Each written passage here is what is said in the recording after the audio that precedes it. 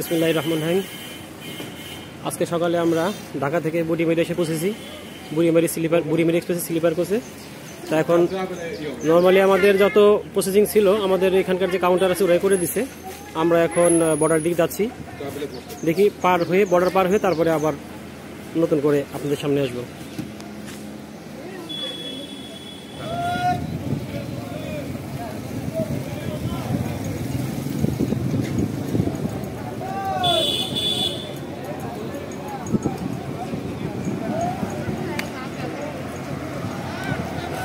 আমরা এখন ভারতের দিকে গিয়ে যাচ্ছি। বাংলাদেশের কাস্টম ইমিগ্রেশন শেষ, এখন আমরা ভারতের কাস্টম ইমিগ্রেশন করব। দেখো এখানে আমাদের জন্য কী অপেক্ষা করছে। এদিক দিয়ে এর আগে কখনো আসা হয় নাই, যতবারই গেছি আমরা ততবারই বেনাপোল বর্ডার দিয়েই গেছি। দেখি এবার এখানে কি আছে আমাদের জন্য নতুন অভিজ্ঞতা।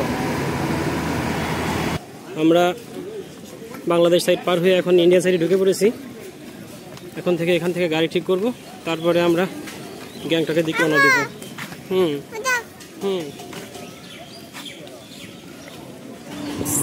আমরা বর্ডার পার হয়ে একটা গাড়ি ঠিক করেছি 1400 রুপি দিয়ে। এই গাড়িতে করে আমরা শিলিগুড়ি যাব এবং শিলিগুড়ি থেকে গ্যাংটকের উদ্দেশ্যে রওনা করব। এখন আমরা আগে শিলিগুড়ি যাব। এখনও দুপুরে খাওয়া দাওয়া হয় নাই, দুপুরে খাওয়া দাওয়া শেষ করে তারপর আবার রওনা দেব।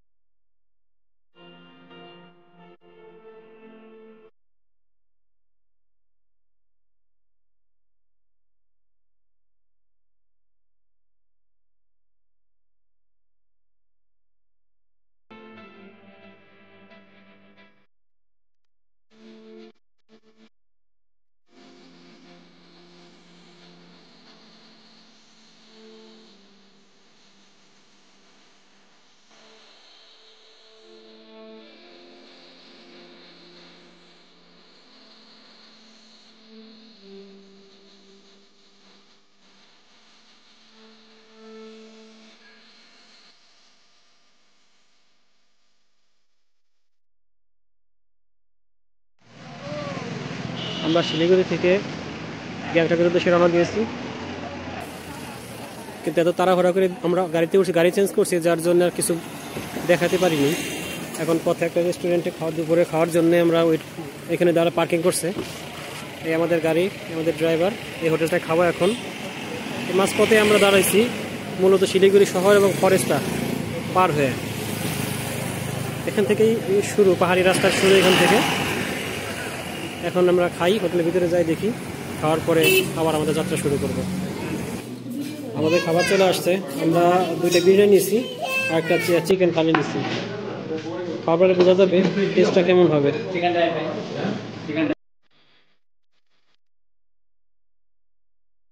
দুপুরের খাওয়া শেষ করে আমরা গ্যাংটকের দিকে রওনা দিছি, তিস্তা নদীকে পাশে রেখে।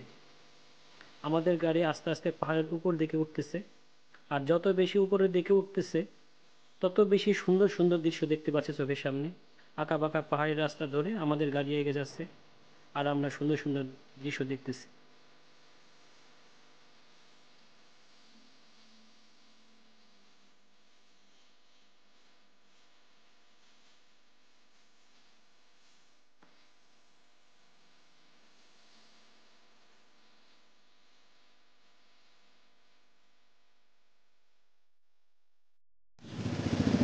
আমরা রংপুর পৌঁছে গেছি। রংপুর পৌঁছে আমাদের চেকপোস্টের যে পারমিশন নেওয়ার কাজ সেটাও শেষ করছি।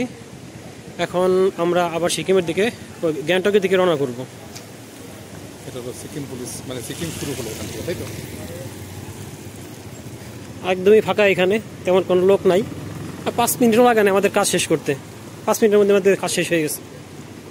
আমাদের গাড়ি সামনে দাঁড়িয়ে আছে, আমরা 2জন বের হয়েছি, 2জনই কাজ করছে, আর বাকি সবাই গাড়িতে আছে। এটা হলো এখান থেকে, ওই আগে একটা ঘর ছিল, ওইখান থেকে পারমিশন নিছি, আর এখান থেকে আমরা সিলটা নিছি।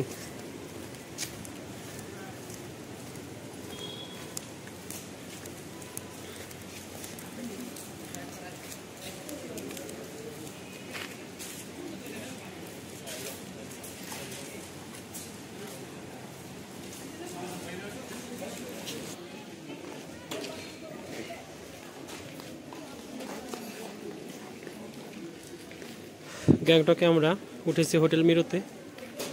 এটা এমজি মার্কেটের ঠিকই শেষ দিকে, শেষ মাথায়। হোটেলটা সিমসাম, সুন্দর, খারাপ না। হোটেলের যে রাস্তা, ঢোকার রাস্তা, হোটেলটার ভাড়া 1700 রুপি।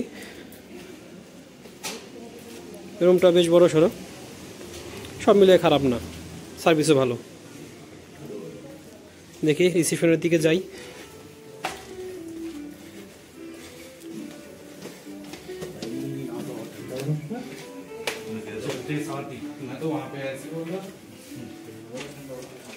রিসিপশন। আমরা দুইটা পরিবার একসাথে আসছি, আমি আর আমার ফ্যামিলি, আর সাথে আসছে আমার ছোট ভাই ডাক্তার সুকান্ত ও আর ওর পরিবার। আমরা একসাথে সিকিম ঘুরবো। আর আমার মেয়ে তো খুবই খুশি এই গ্যাংটকে আসতে পেরে। ওর জীবনে এটাই সবচেয়ে বড় জার্নি। এর আগে সে 2বার কলকাতায় গেছে, কলকাতা পর্যন্তই ঘুরছে। তার ঘুরতে পারলেই খুব আনন্দ। সে যত বেশি দূরে যাবে, যত বেশি গাড়িতে চড়বে, তার তত বেশি ভালো লাগে। তার কোনো ক্লান্তি নাই, তার কাছে শুধুই আনন্দ।